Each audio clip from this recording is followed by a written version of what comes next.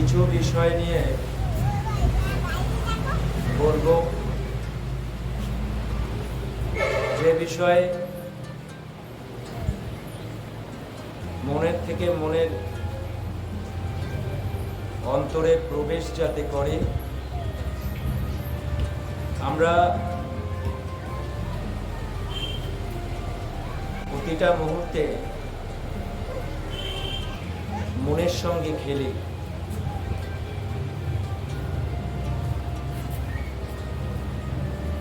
তিনি আমাদের সঙ্গে চির বিরাজিত। আমরা বুঝতে পারি না তিনি এতটাই ভালোবাসেন, আমরা তাকে ডাকি বা নাই ডাকি, আমরা অন্যায় করি বা নাই করি,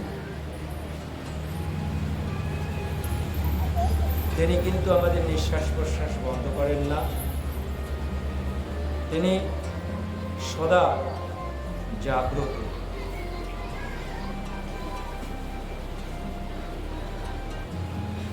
তিনি সদা জাগ্রত, আমি সদা নিদ্রিত। এই আমাতে আর তোমাতে মিলন হতে গেলে ওই সদা জাগ্রত অবস্থায় পরিণত করতে হয়। তোমাতে আমাতে ভেদ থাকবে না, কেননা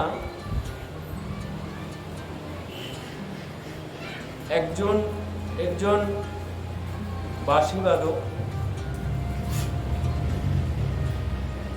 এখানে থাকে, আর একজন বাঁশিবাদক আমেরিকায় আছে। কেউ কাউকে দেখেনি, কিন্তু সে যদি একত্রিত হয়, ওই দুজনের কথা কেউ কিছু বোঝে না, কিন্তু বাঁশির যে তরঙ্গ দুজনকে নিবিড় করে ফেলে। তা সে ভাষা বুঝুক বা নাই বুঝুক, ভাষা বুঝুক বা নাই বুঝুক, এটা কিসের জন্য হয়? প্রেমের জন্য হয়, গুণের প্রকাশের জন্য হয়।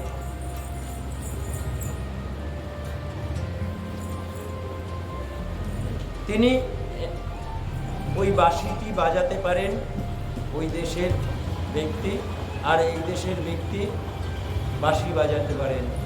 এই দুজন নিবিড় সম্পর্ক তৈরি হয়। তাই তিনি সদা জাগ্রত, আমি সদা নিদ্রিত। এই নিদ্রিত আমাকে ভেঙে সদা জাগ্রতে পরিণত হতে হবে। তিনি যে সব সময় আমাকে দেখছেন, তিনি যে সব সময় আমাকে সঞ্চালিত করছেন,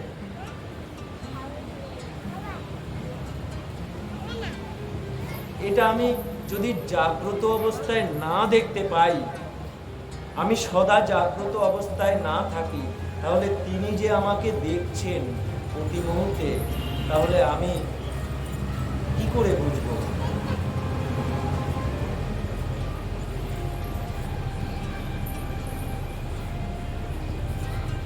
আসলে তিনি আমার ভেতরে আছেন, আমি বুঝি না।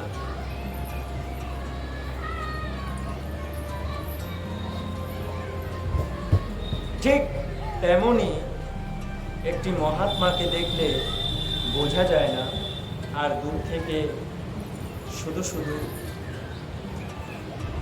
ঢিল ছোড়া হয়। ঢিল না ছুড়ে কাছে এসে নিবিড়ভাবে দেখতে শিখতে হয়। দেখা এত সোজা না, তার সঙ্গে থাকতে হয়। তেমনি পরম পিতার গুণকীর্তনে সবসময় থাকতে হয়। গুণের ধর্মটাই হচ্ছে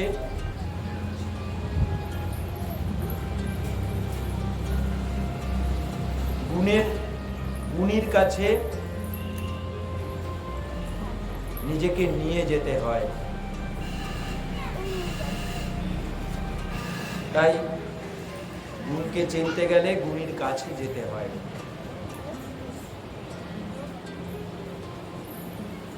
আর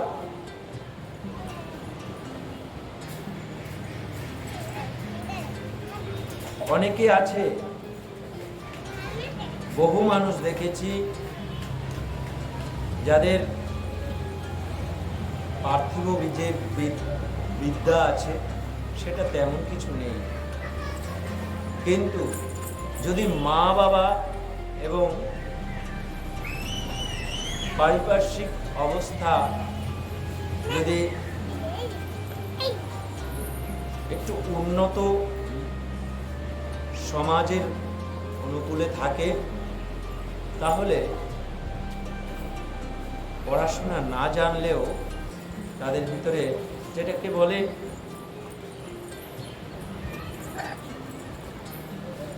ওই অঞ্চলের কালচার, এটা যদি ঠিক থাকে না, তাহলে কিন্তু আমাদের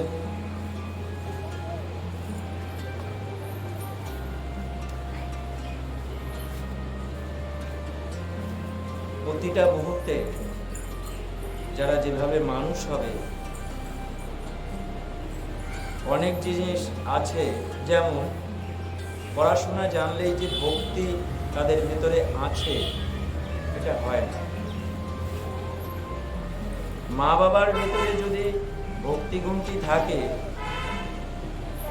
তার সন্তান ওই ভক্তিগুণটি করতে শেখে।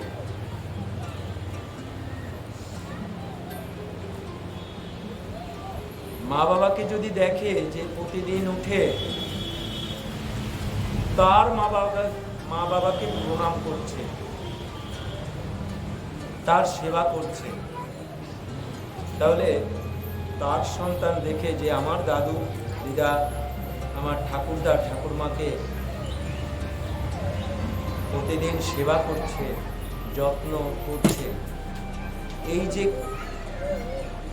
এই যে অবস্থা, এটা যখন তার ভেতরে দেখার সাথে সাথে, যেমন আমি যদি একটা নৌকায় থাকি, নৌকাটা যেদিকে মাঝে নিয়ে যাবে আমিও কিন্তু সেদিকে যাব, আমি ওই নৌকো ছেড়ে অন্য জায়গায় চলে যাব না। তাহলে মা বাবা হচ্ছে নৌকো, এবার মা বাবা যেই দিক দিয়ে নিয়ে যাবে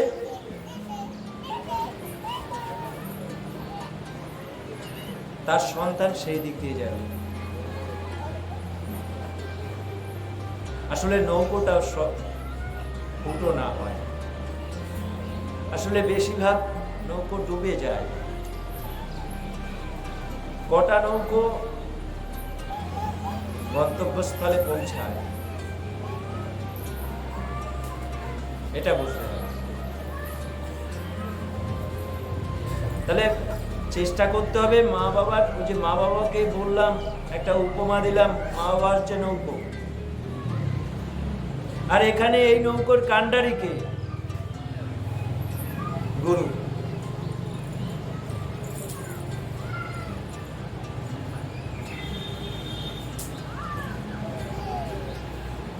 আর সন্তান কি দর্শক, যারা নৌকোয় পার হবে। জীবন তরীর এই নৌকোয় নিজেকে সেইভাবে তৈরি করতে হয়। আর মাঝি ছাড়া যদি নৌকো হয়, সে নৌকো গন্তব্যস্থলে কখনোই পৌঁছাবে না। তাই আমাদের যত্ন করতে হবে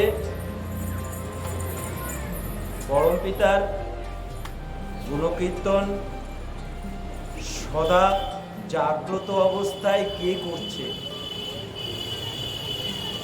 নিরন্তর পরমপিতার ধ্যানে নিমগ্ন রয়েছেন কে, এটা কি দূর থেকে বোঝা যায়? তিনি ডাকছেন কি ডাকছেন না?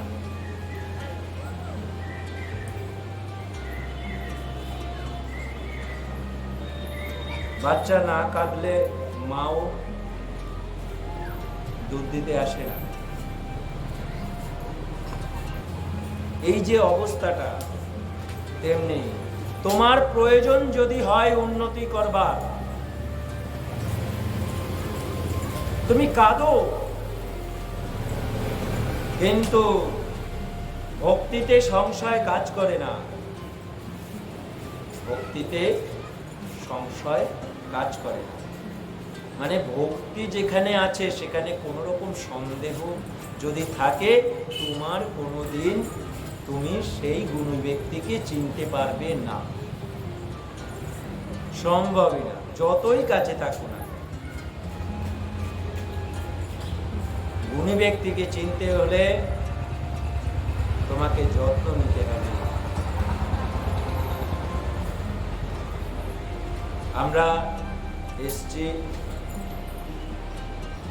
এই জীবন তরী সাজাতে, যাতে আমি এই তরীতে উঠে, এই তরীতে কখন উঠেছিলাম? ওই মা বাবা নৌকো, তাই না বলেছি? এই নৌকোতে কখন উঠেছিলাম? আমি কিন্তু নৌকো দাঁড়ানো থাকে, ঘাটে বাঁধা থাকে, তাই না?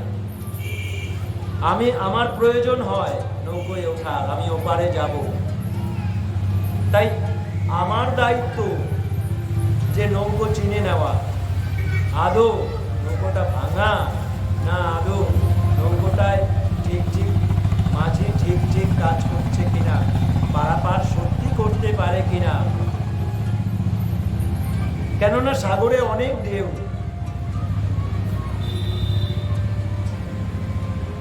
নৌকো যেতে যেতে সাগরে ডুবে যেতে পারে। তাহলে গুরু যদি ঠিক না হয় আর নৌকো যদি ফুটো হয়,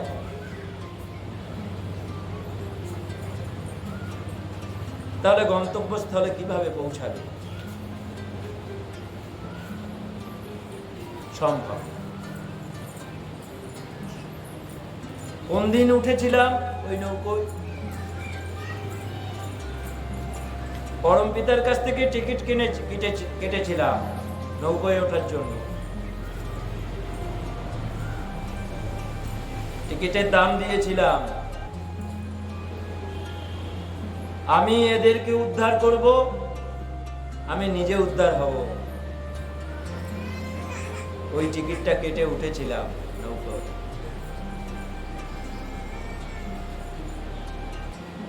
কেননা নৌকায় উঠতে গেলে আমাকে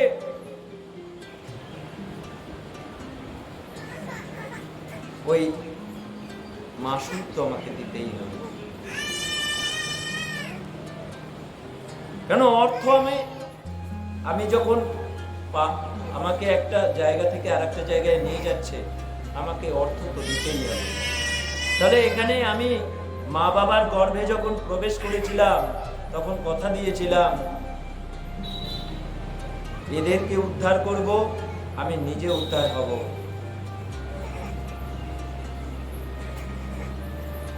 এবার একটি কথা বলি,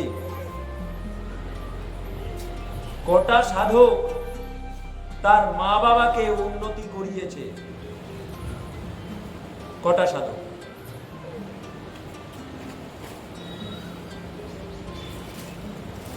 একটু চারিদিকে দেখো, চারিদিকে সাগরের মতন প্রায় সাধক সাধিকা আছে না চারিদিকে? একটু খোঁজ নাও, মা বাবাকে উন্নতি করিয়েছে কয়জন সাধক? নিজে তো উন্নতি করছে, তার সাথে সাথে বাবা মাকে উন্নতি করিয়েছে। এই সাধক একটু খোঁজো, এটা সত্য ধর্মের রুল। কেননা তুমি কথা দিয়ে প্রবেশ করেছিলে।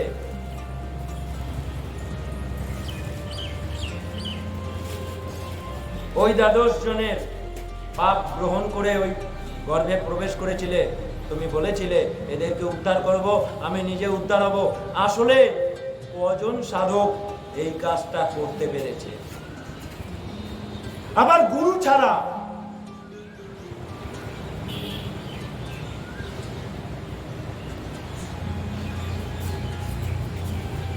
গুরু সশরীরে নেই। আমাকে একটু দেখা। কিন্তু নেই এমন না, আছে। তার জন্য খুঁজতে হয়, যেতে হয়, সঙ্গে থাকতে হয়, বুঝতে হয় আদৌ কি হয়েছে, সত্য ধর্মের রুলের সঙ্গে মেলে কিনা।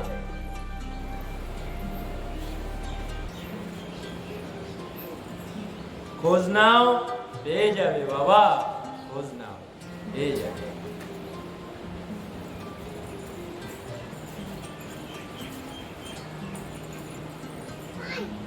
পাঁচতলা ইমারত খাড়া করলাম, আমার অনেক পয়সা আছে।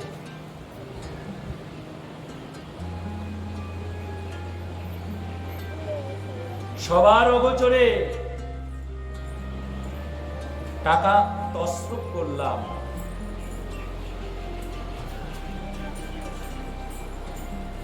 অষ্টপাশ ষড়রিপু দমন করিতে পারে নাই।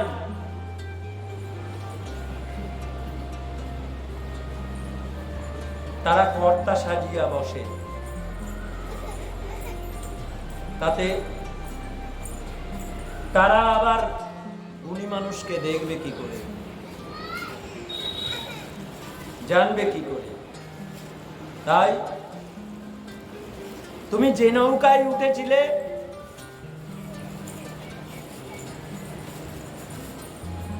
তুমি ঠিক মতন নৌকাটা নির্বাচন করেছিলে, তুমি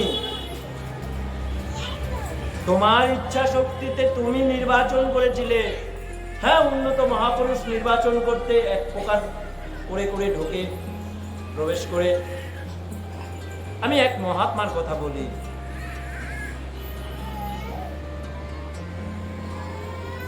নির্বাচন করেই ঢুকেছে, প্রবেশ করেছিল। উন্নত মহাপুরুষের গৃহে প্রবেশ করেছিল এক উন্নত মহাত্মা, আর বারবার প্রবেশ করেছে। একবার প্রবেশ করেছে, থাকেনি, আবার প্রবেশ করেছে, আবার থাকেনি, আবার প্রবেশ করেছে, আবার থাকেনি।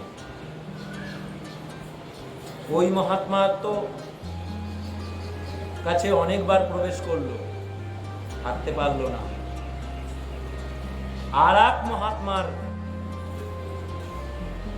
আর এক উন্নত মহাপুরুষের গৃহে প্রবেশ করলো, তারপরেও থাকতে পারলো না।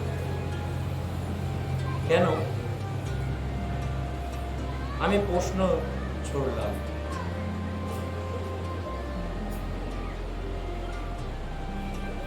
কেন থাকতে পারলো না সে? কি কারণ? অতি উন্নত মহাত্মার কথাই বলছি। যদি জানার ইচ্ছা হয় জেনে নেবে, গুরুদেবের স্বহস্তে লিখিত এই কথাগুলো জেনে নেবে।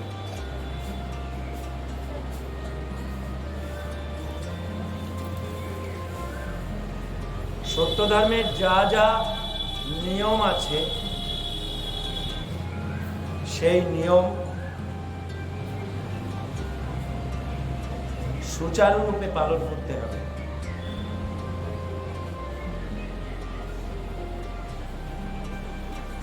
বলা হচ্ছে, কালকেও একটি কথা বলা হয়েছে যে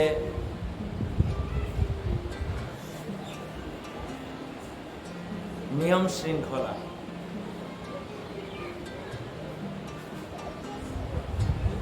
শৃঙ্খলা বোধ কখন আসে?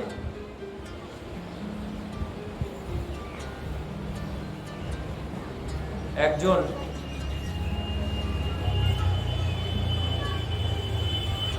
রাগাবে, তুমি রাখবে না। আবার একটি কথা বলছে, সত্য কেমন? রাগালে রাখবে না বলেছে, আবার সত্য কেমন? তোমার নামে একজন মিথ্যা প্রবঞ্চনা দিচ্ছে, কোনো একটা জায়গায় তুমি অন্যায় দেখছো, তুমি যদি প্রতিবাদ না করো, অন্যায় যে সহে আর অন্যায় যে করে। আবার কি বলছে দেখো, কতগুলো দেখো, তোমাদের মাঝে মনে হবে যেন সবগুলো বিরোধ বিরোধ বিরোধ।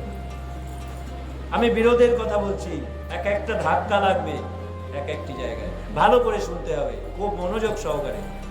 ধাক্কাটা কোথায়? বলছে তোমাকে রাগলে কেউ রাগাবে, তুমি রাগবে না। আবার বলছে তুমি সত্য কথা বলো, কেউ মিথ্যাচার করলে, সেটা অন্যায় কেউ করলে সে তাকে প্রশ্রয় দেবে না। কি করবে তুমি বলো?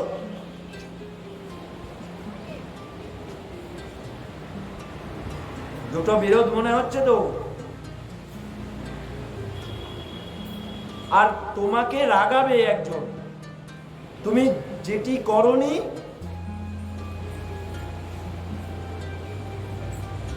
তোমাকে এমন কথা বলবে তুমি কল্পনাও করতে পারবে না, কল্পনাও করতে পারবে না।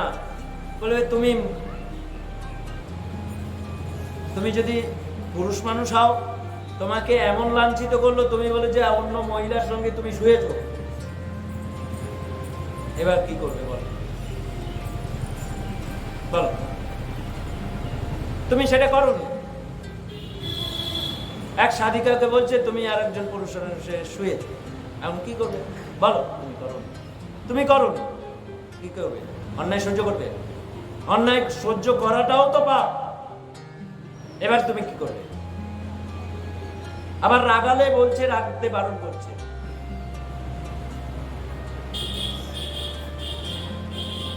তাহলে এর জন্য এটা মনে হয় না যে দুটো বিরোধ মনে হচ্ছে না? দুটো বিষয়, দুটো উপদেশ বিরোধ মনে হচ্ছে তো? উন্নত অবস্থায় এটা বিরোধ থাকে না। তুমি অন্যায়কে প্রশ্রয় দেবে না, কখনো নিজে অন্যায় করবে না, অন্যায়কে প্রশ্রয় দেবে না। যে মানুষটা বলছে তোমার নামে, যে অন্যায়টার কথা বলছে, সেটা তুলে ধরতে হবে তোমাকে, কষ্ট করে দেখিয়ে দিতে হবে তুমি যেটা বলছো সেটা মিথ্যাচার বলছো। সেটা যতক্ষণ না তুমি পরিষ্কার রূপে তাকে দেখাতে পারছো, ততক্ষণ তুমি অপরাধী হয়ে থাকবেই থাকবে। বোঝা গেল?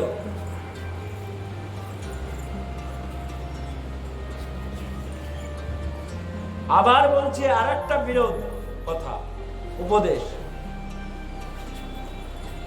অন্যায়কে ঘৃণা করো। যে অন্যায়টা করেছে তাকে ঘৃণা করো। বলেছো তো? বলে তো, যে অন্যায় করছে তাকে ঘৃণা করতে বারণ করেছে তো, ওই অন্যায়টাকে ঘৃণা করতে বলছে। তাহলে ওকে তোমাকে শেখাতে হবে যে বাবা তুমি গুণী হও, তুমি দোষী হও। তাহলে সেই গুণী একজনকে গুণী তৈরি করতে গেলে না, নিজে গুণী হতে হয়। নিজে যদি গুণী না হওয়া যায়, আর একজনকে গুণী তৈরি করা যায়। আর একজন রাগাচ্ছে, তুমি রাগবে না কখনোই।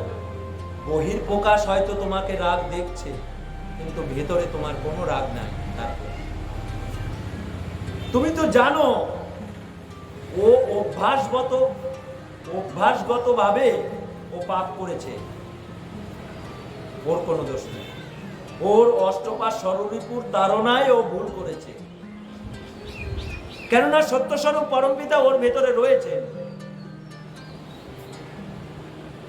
ইচ্ছা শক্তি দিয়েছে, অষ্টপাশ স্বরূপ দিয়েছে, তার জন্য অন্যায় করেছে। তাহলে আমি ওকে, এই যারা বুঝতে পারে উন্নত মহাত্মা, তখনই তাকে ক্ষমা করতে পারে।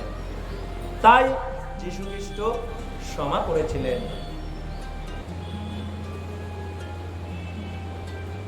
এটা বুঝতে বুঝতে তার সময় লেগেছে। তার ভেতরে যিশু চলে গেল, তার অনেক পরে তার ভেতরে ওই যে কথাটা শুনেছে, ওই যে যিশু বলছে হে পিতা, তুমি এদের ক্ষমা করো, এরা বোঝে না এরা কি করছে। এবার যে ওই রকম ভাবে তাকে বিদ্ধ করেছে, তার ভিতরে ওই শব্দটা তার কানে যায়, আজকে না বুঝুক কালকে একটি সময় তার ওইটি বারবার বারবার ভেতরে ঘুরবে। আমি এত অন্যায় করলাম। ওই যে চৈতন্যের কথা মনে পড়ে, জগাই মাধাই কলসির কানা মানে ছুঁড়ে মেরেছিল রাগে,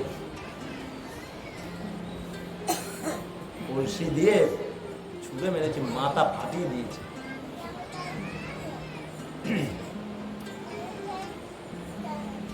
তখন তাকে জড়িয়ে ধরেছে,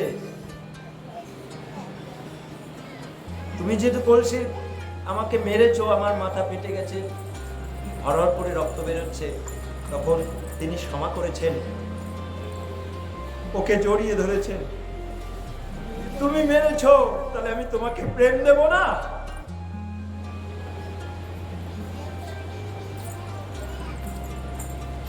এটা প্রেমের জন্য হয়। তাই ভেতরে প্রেম রাখতে হয়, কিন্তু অন্যায়কে প্রশ্রয় দিতে নেই, সত্য ঠিক রাখতে হয়, সত্যকে অবলম্বন করে প্রেম করতে হয়। সমাজ এই করতে পারে, তার ভেতরে প্রেম যদি না থাকে সমাজ সম্ভব না। তাই প্রেমিক হতে হয় আগে। আর প্রেমিক হওয়া যায় কি করে? গুরু ভক্তি পার করলে প্রেম পারেতে মেলে। তাই গুরুকে ভক্তি করে শিখতে হয় প্রেম কাকে বলে।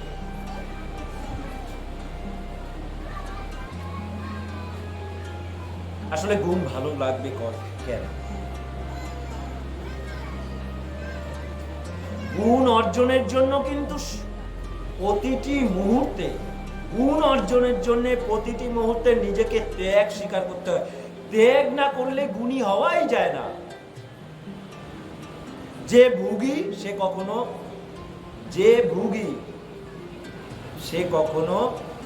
গুণী না, যে ত্যাগী সে গুণী। আরে বাবা, তোমার ভেতরে গুণটা প্রবেশ করবে, তোমার ভেতরে ভোগে তুমি পরিপূর্ণ, সব জায়গায় ঢুকবে, যে গুণ যে ঢুকবে জায়গা নেই তো। গুণ প্রবেশের জায়গায় নেই। তুমি একটু একটু করে ত্যাগ করা শুরু করো, ওই ফাঁক পেয়ে ঢুকবে গুণ। গুণের জায়গা নেই তো ভেতরে। ভেতরে জায়গা তৈরি করতে হয় ত্যাগের দ্বারা। লোভ দূর করতে হয়।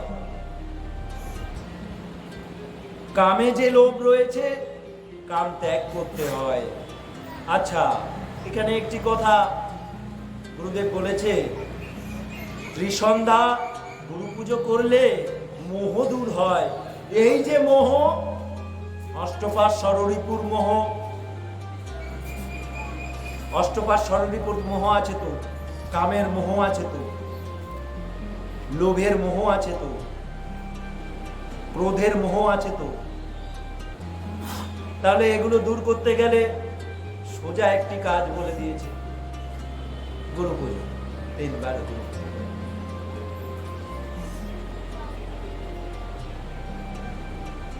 যারা যারা 3 বার গুরু পুজো করেছে, তারা কিছু দিনের ভেতরে বুঝতে পেরে যাবে যে সত্যি মোহ দূর হচ্ছে। হচ্ছে কি হচ্ছে না, একটু কাজ না করলে বোঝা যাবে না, কিন্তু যাই এত কাল, যা গুরুদেব চলে যাওয়ার পর থেকে, মহাত্মার নিবারণ চলে যাওয়ার পর, এগুলো কিচ্ছু হয়নি। শেখানোই হয়নি যে 3 বার গুরু পুজো করতে হয়। যে সাধক উন্নত হয়েছে তিনি তো সর্বমুহূর্তে 3 বার কেন, সে গুরু ভাবময় থাকে। বাহু পূজার প্রয়োজন হয় না।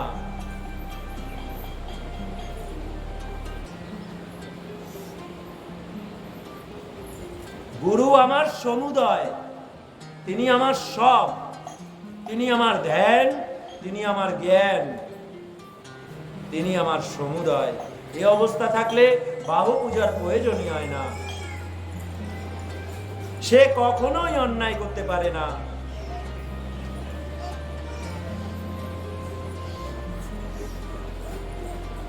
কেননা গুরুর তরিতে তিনি উঠেছেন এবং তরিটাও বিরাট তরি, কোনো ছিদ্র নাই।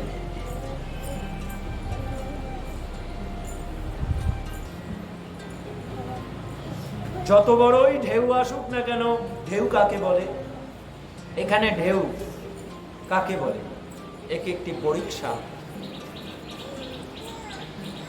এক একটি ঢেউ। যত বড়ই সাইক্লোন আসুক না কেন, যত বড় সমুদ্রের ভেতরে সব থেকে বেশি ঝড় হয় এবং বড় বড় ঝড় হয়। ঝড়টা শুরু হয় সমুদ্রে থেকে। তাহলে এই সমুদ্রে যত বড়ই ঢেউ আসুক না কেন, যদি নৌকাটা সঠিক থাকে,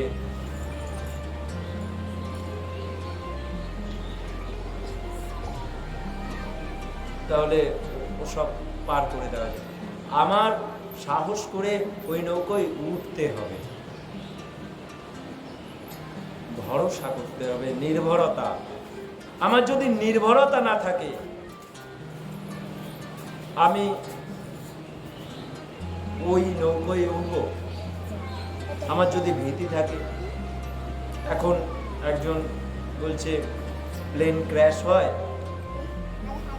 আর প্লেনে উঠবো না, তুমি যেতে পারবে? ট্রেন ধাক্কা লাগে, ধোঁয়া হয়ে যায়, এমন ধাক্কা লেগেছে, তাহলে ট্রেনে উঠবো না।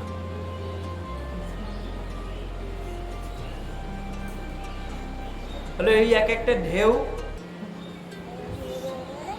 পরীক্ষা।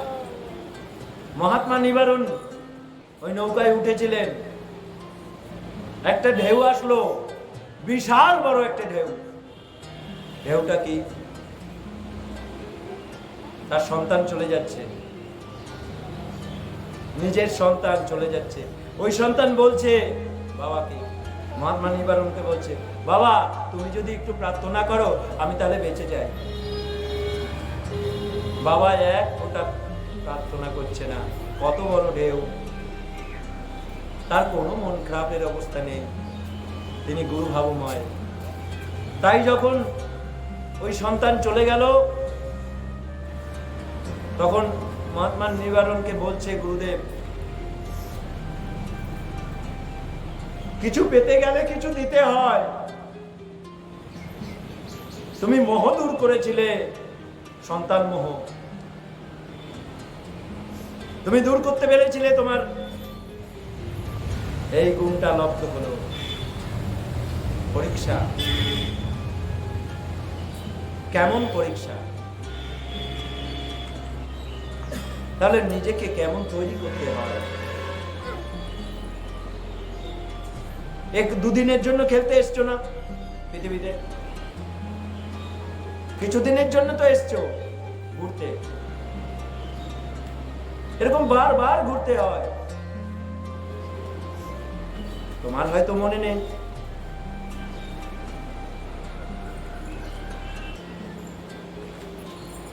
পূর্বজন্মের যদি পরপর স্বীকৃতি না থাকে,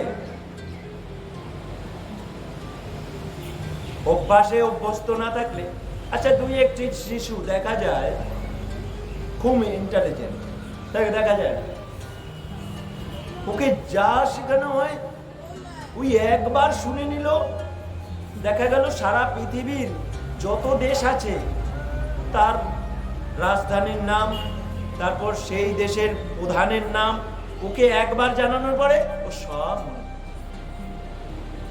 এরকম দেখা যায় না? আচ্ছা কি করব? এটা তো সব বাচ্চার ভেতরে হয় না। এটা কি ব্যাপারটা কি? তাহলে ও পূর্বজন্মে খুব মেধাবী ছিল, ওই অভ্যাসে অভ্যস্ত থাকলে পরের জন্মে তুমি এসছো, ওই অভ্যাস তো কিছু থেকে গেছে, ওই জন্য তোমার অল্প পড়াশোনা করলেই তোমার প্রবেশ করে যাচ্ছে, তোমার মনে থাকছে, তুমি বলতে পারছো। এরকম অনেক শিশুকে দেখা যায়, সেই শিশুগুলো কিন্তু হ্যাঁ হয়তো দেখা গেল 1 কোটির ভিতরে বা 1 লাখের ভিতরে দুই একজন দেখা যায়, সংখ্যা খুব কম। তাহলে এটা দিয়ে বোঝা যায় যে পূর্বজন্মের তার জন্ম হয়েছিল, কারণ অভ্যাসে অভ্যস্ত থাকলেই তুমি সেই কাজটা করবে। ঠিক ইহলোক আর পরলোকের ভিতরে বিষয়টা এরকম, তুমি যেগুলো অভ্যাস করবে, ক্রমশ যদি উপাসনা করতে থাকো, সাধনা করতে থাকো, অষ্টপাশ ষড়রিপুর চর্চা না করো, সমস্ত কিছু তার উপরে দাও, তাহলে সেই অভ্যাসে অভ্যস্ত থাকবে, তুমি সেখানে গেলে তাই করবে, পরলোকে গেলেও তাই করবে। কিন্তু তুমি এখানে কামের চর্চা করছো, তুমি এখানে ঘুমের চর্চা করছো, তুমি এখানে লোভের চর্চা করছো, এখানে সব যত আছে সব সেগুলো করছো, আর ওখানে যাওয়ার পরেও সেই খারাপ নজর, সেই তুমি ওর ভেতর থেকে ক্রমশ বুঝছো, তারপরে আবার কি করবো, যন্ত্রণা বলতেও পারছো না কি হচ্ছে ভেতরে ক্রমশ, যেমন শনে শনে উদিত হয়, যেমন প্রতিটা মুহূর্তে যন্ত্রণা দিতে থাকে, প্রতিটা মুহূর্তে জ্বালা যন্ত্রণা দিতে থাকে, ভেতরে ক্রমশ যন্ত্রণা, বাইরের মানুষ কিছুই বোঝে না। ঠিক তেমনটি ওই পরলোকে গেলে তেমনটি হতে থাকে এই যন্ত্রণা। ওই চারিদিকে যেসব আছে ওখানে গেলে হুড় পাওয়া যায় এসব, আর চারিদিকে আবার এইসব বলা আছে তেলে ডোবায়, এতে, ওগুলো কিচ্ছু না। আরে বাবা,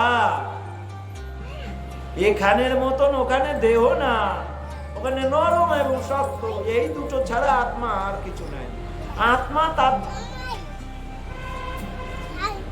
এ সূক্ষ্ম বিষয়, এ স্থূল শরীরের বিষয় না। পরলোকে সূক্ষ্ম বিষয়, প্রেম দেখা যায়, ধরা যায়, ছোঁয়া যায়, অনুভব করা যায়। তো আত্মা অনুভব করতে হবে, আত্মাকে অনুভব করা, দেহটা আত্মা না, কিন্তু মনে হয় দেহই আত্মা, মনে হয় না দেহটাই আত্মা, মনে হয় দেহই বোধহয় সবকিছু ঠিক কথা বলছে, দেহই বোধহয় সবকিছু সঞ্চালন করছে না। দেহ যদি আত্মা হতো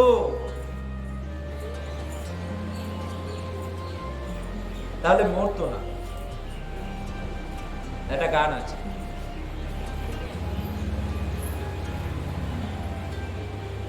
তাহলে দেহ যদি আত্মা হতো কখনো একবার জন্মগ্রহণ করার পরে আর মরার প্রশ্ন নেই। আমি যদি বুঝেই যেতাম আমার দেহটা আত্মা, তাহলে আমি তো নিয়ন্ত্রণ করতে পারতাম। তাহলে অষ্টপাশ ষড়রিপু দমন করবার পর আমি বেঁচে আর মরতাম না, কিন্তু তাও তো মরতে হবে। তাহলে দেহ আত্মা না, আত্মা বেরিয়ে যায়।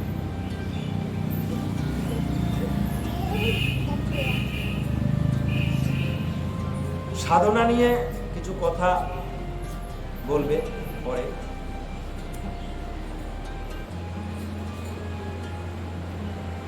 সাধনার জীবন কিভাবে হয়, মানুষ কিভাবে বোঝে, উন্নতি হয় কি করে, প্রয়োজন কেন,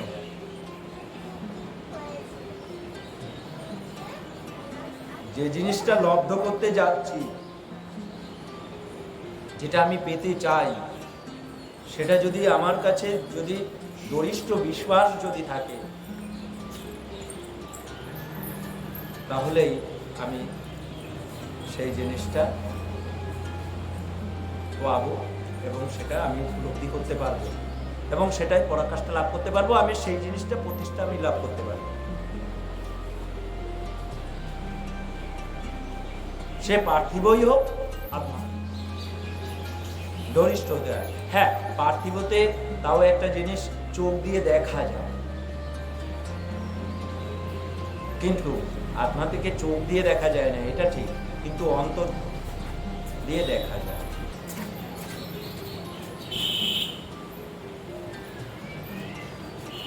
এই